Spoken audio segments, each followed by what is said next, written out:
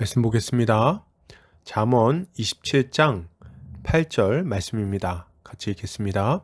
고향을 떠나 유리하는 사람은 보금자리를 떠나 떠도는 새와 같으니라. 아멘. 잠언 27장 8절 말씀, 보금자리를 떠나 떠도는 새라는 제목으로 말씀 보도록 하겠습니다. 신자는 언제나 하나님을 떠나지 않고 그와 함께 거하는 자입니다. 세상에서 만족을 얻으려 하지 않고 그리스도 안에 있는 만족을 구하며 살아간다는 말입니다.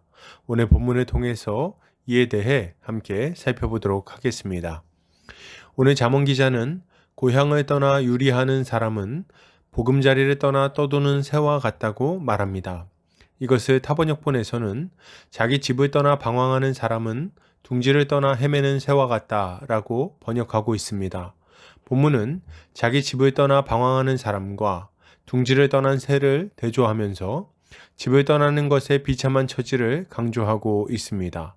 이것은 신자가 자신의 가정에 충실해야 한다는 것을 교훈하는 동시에 우리의 본향이신 하나님께 돌아가 그분과 함께 거해야 한다는 것을 교훈하는 말씀이라고 할 수 있겠습니다. 본문은 고향을 떠나 유리하는 사람은 보금자리를 떠나 떠도는 새와 같다고 말합니다. 여기서 고향은 마콤이라는 단어인데 설 자리, 장소라는 의미를 가지고 있고 가정이라는 의미로 번역되기도 합니다. 그리고 유리하다는 나다드라는 단어인데 도망하다, 방황하다 등의 의미를 가지고 있어요. 특별히 이 단어는 사람이나 물체로부터 멀어지는 것을 표현할 때 사용되는 단어이기도 합니다. 그러니까 정리해 보면 자기 가정을 떠나 방황하는 사람은 둥지에서 떠나 떠돌아다니는 새와 같다고 말하고 있는 것입니다. 여기서 우리가 주목할 표현은 새가 보금자리를 떠나 떠도는 것과 같다는 표현입니다. 이것은 고향을 떠나 방황하는 사람이 얼마나 비참한 처지에 있는지를 아주 잘 보여주는 표현입니다. 새가 보금자리를 떠나면 어떤 일이 발생할까요? 일단 쉴 곳이 없게 됩니다. 새는 하루 종일 벌레를 잡고 먹이를 찾아서 둥지로 돌아와야 돼요. 그리고 둥지 안에서 지친 날개를 쉬고 잠을 자는 것입니다.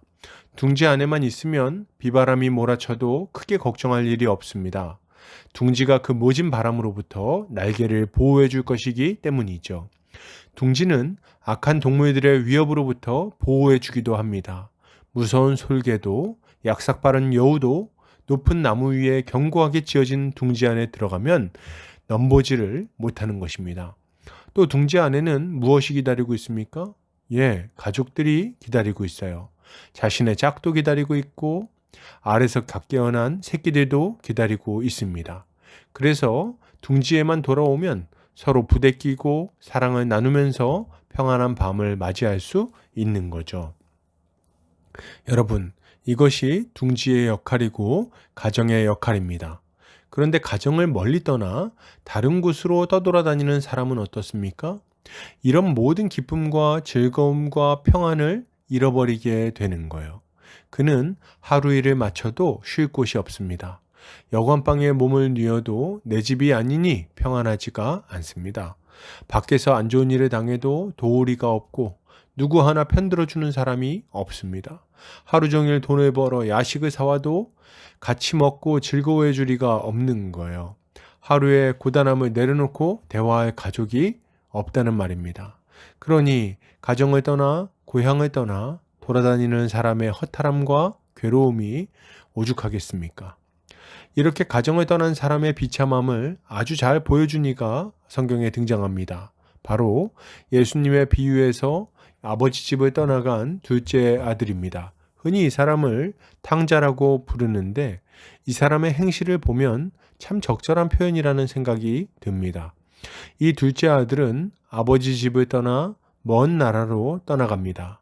그리고 그곳에서 허랑방탕하며 가산을 탕진하죠. 그는 잠시간 즐거웠지만 곧 비참한 시절이 찾아오게 됩니다. 재산이 사라지자 친구도 사라지고 쉴 곳도 사라져버렸습니다. 그는 돼지나 먹는 쥐엄 열매를 구하면서 하루하루 버티는 비참한 처지가 되어버리고 마는 거죠. 자, 그러면 사람들은 도대체 왜 고향을 떠나려고 하는 것일까요? 이렇게 비참한 처지가 기다리고 있는데 말이죠. 왜 가정을 버리고 밖으로 도는 것입니까? 그 이유는 분명합니다. 가정을 떠나 밖으로 나가면 그곳에 행복이 있을 것이라고 생각하기 때문입니다. 가정을 떠나면 성공이 기다리고 있고 그곳에는 쾌락과 낭만이 기다리고 있을 것 같습니다. 진정한 사랑이 기다리고 있고 진정한 자아를 찾을 수 있고 내 재능을 꽃피워서 화려하게 살아갈 수 있을 것이라고 생각하는 거죠. 그래서 이 좁은 집구석을 박차고 나가서 참된 행복을 찾으려고 하는 것입니다. 예수님의 비유에 나오는 탕자도 이와 같은 생각을 한 것입니다. 자신을 얽어매는 아버지로부터 벗어나기만 하면 자신이 잘 살 수 있을 거라고 생각했어요. 멋진 친구들도 사귀고 사업을 해서 돈도 많이 벌고 사람들로부터 칭송을 받으면서 살 거라고 생각했죠. 그래서 아버지 집을 떠난 겁니다. 그러나 이것은 얼마나 어리석은 생각입니까? 세상은 결코 따뜻하지 않았어요. 그곳에는 솔개와 여우가 기다리고 있고 새참 비바람이 기다리고 있는 겁니다. 인생을 살다 보면 그런 악한 일들이 찾아오게 마련이지만 보금자리가 없다면 그런 것들을 버틸 수가 없는 것입니다. 세상에서 만족을 얻으려고 하는 자는 실망할 것입니다. 그곳에는 진정한 만족이 없어요. 기쁨이 없습니다. 즐거움도 없어요.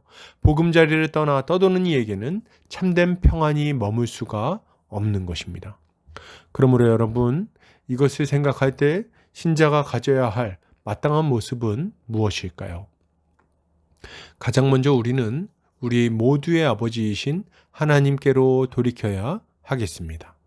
탕자는 아버지께로 돌아갔을 때 그 비참한 삶에서 해방될 수 있었어요. 회복이 이루어진 겁니다. 우리도 마찬가지죠. 우리가 아버지 되신 하나님을 떠나 세상에서 유리방황할 때 우리에게는 참된 기쁨과 만족이 있을 수 없습니다. 잠시간의 쾌락과 즐거움 그리고 긴 허무함과 고통이 기다리고 있을 뿐이죠. 그러나 우리가 아버지 하나님께로 돌이키기만 한다면 주님은 우리에게 진정한 기쁨과 만족을 허락해 주실 것입니다. 우리의 영혼을 충만히 채우셔서 우리의 필요를 넉넉히 채우셔서 우리가 참된 평안을 누리게 하시는 거죠. 이것은 또한 우리가 아버지 되신 하나님과 함께 할 수 있는 교회로 돌아와야 한다는 말이기도 합니다. 어떤 이들은 예수님만 믿으면 됐지 뭘 교회까지 나가냐고 말하기도 합니다. 그러나 이것이 얼마나 어리석은 말입니까? 예수를 주로 믿어 한 몸 한 가족이 된 것이 교회 아닙니까? 교회를 떠나 세상에 머무르면서 어떻게 아버지 되신 하나님께 돌아왔다고 말할 수 있겠냐는 거죠. 어떻게 하나님이 교회 안에 예비하신 복을 교회 밖에서 누릴 수 있겠습니까? 우리는 반드시 교회로 돌아와 형제자매들과 함께 살아가며 하나님이 예비해 두신 복을 누려야 하는 거예요. 교회에는 형제자매들이 기다리고 있습니다. 나의 아픔을 공감해주고 나의 기쁨을 함께 즐거워해주고 내가 어려울 때는 지지해줄 영적인 가족들이 자리하고 있는 거죠. 이들을 만나 함께 예배하고 함께 교제할 때 우리는 비로소 진정한 만족을 누릴 수 있는 것입니다. 그리고 이렇게 그리스도 안에서 또 교회 안에서 복을 누리는 자는 반드시 가정으로 돌아와야 하겠습니다. 세상으로 놔두지 말고 가족들을 멀리하지 말고 가족들과 함께 거하며 사랑을 나눌 수 있는 보금자리로 돌아와야 하는 거죠. 뿌리 뽑힌 나무가 어떻게 잘 자랄 수 있겠습니까?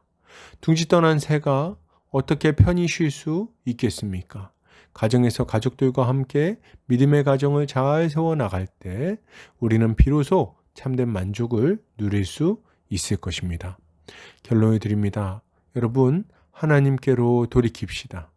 주님 안에서 가정과 교회로 돌아와서 함께 살아갑시다.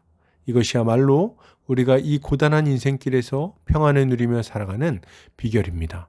오늘도 주님의 지혜로 승리하는 성도님들 되시기를 주의 이름으로 축복합니다.